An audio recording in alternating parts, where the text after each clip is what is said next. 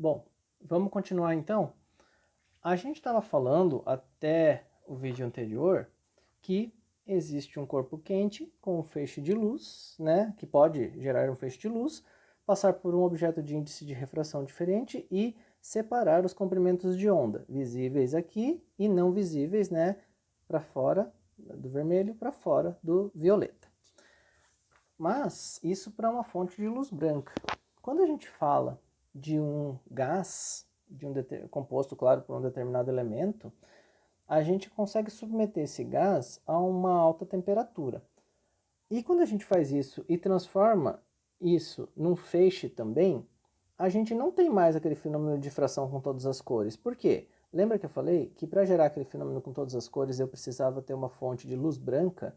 Aqui eu tenho uma fonte que pode ser uma fonte de luz, mas que não é de luz branca, ou seja, não é uma mistura de todas as cores. E aí, se o espectro fosse contínuo, ou seja, se a gente obtivesse aquele arco-íris, a gente ia obter algo assim, né? Nessas colorações aqui, continuamente, como a gente está acostumado a ver. Se a gente usa um gás de um determinado elemento, a gente tem o que a gente chama de espectro de linhas, ou seja, só algumas linhas aparecem. O que são essas algumas linhas? São decorrentes de alguma energia, e a gente vai ver daqui a pouco que energia é essa, associada à movimentação dos elétrons de um determinado átomo.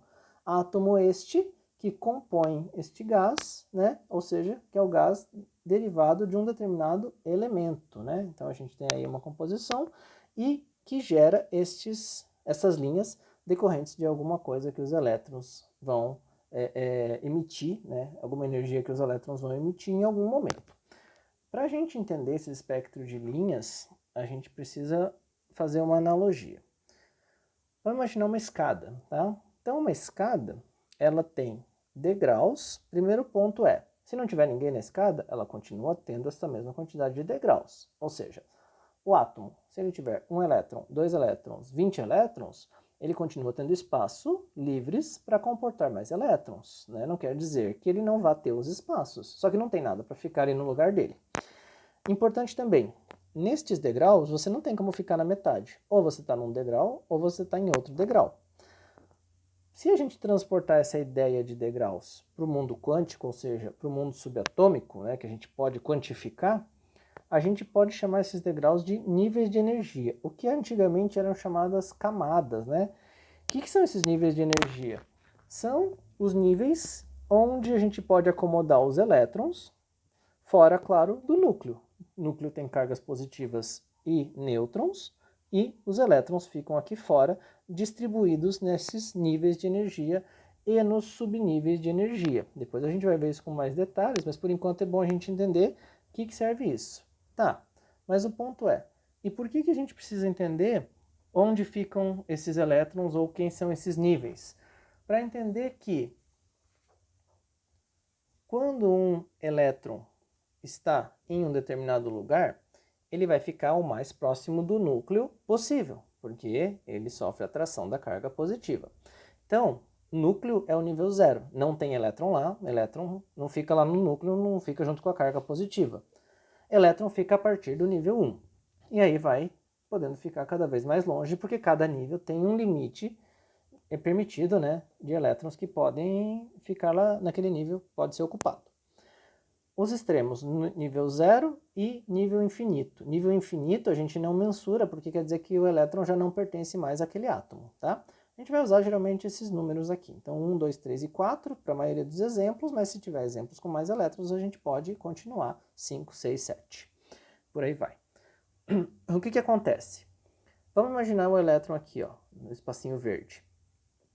Se ele ficar nesse espaço aqui, a gente chama de estado fundamental. Então, quer dizer que o elétron está onde ele quer estar no estado de menor energia. Mas ele pode, em um eventual momento, receber energia, tá?